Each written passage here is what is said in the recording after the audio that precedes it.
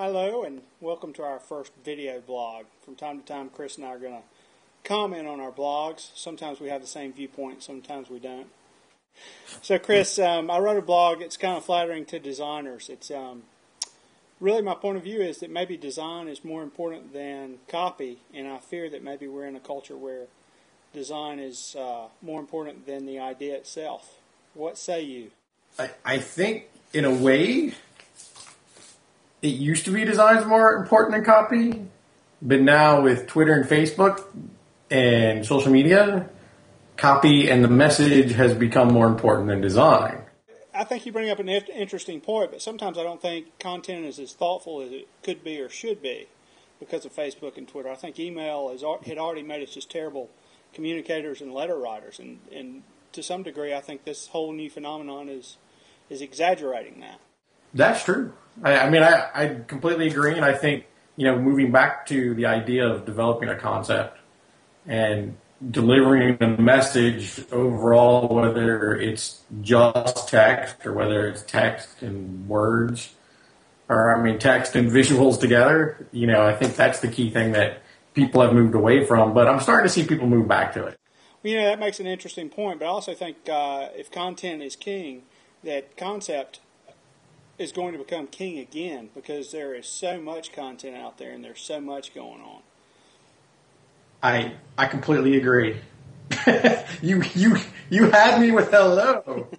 Well, the point of this original blog was that, and I still believe this to some extent. I think that a great designer can lift up a great writer, but a writer can't necessarily lift up a designer in return. Is that fair enough? I think that's probably true.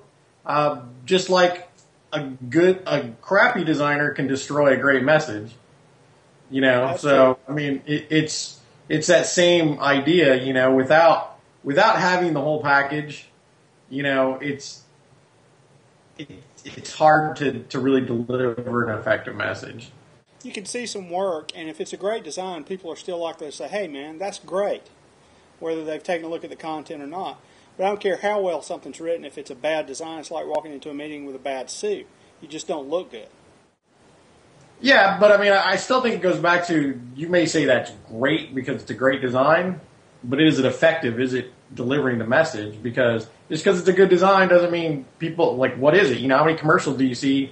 You've seen them 100 times, and in the end you're like, I don't even know what this commercial for, but it's hilarious. You think because there are so many tools that enable design now, anybody who buys a Mac can become an amateur designer the next day. Do you think that's diminished the importance of the idea? Whether it's right or wrong? I actually think it's made it stronger because the one thing it does is highlight really bad design a lot. Amplifies it. Yes. Now that's not to say people that don't have, if you don't have taste and you don't know what good design is, it's not going to matter. My philosophy has always been, if you can't tell and be able to differentiate good design from bad design and a good message from a bad message, then, is that somebody that I really want to work with?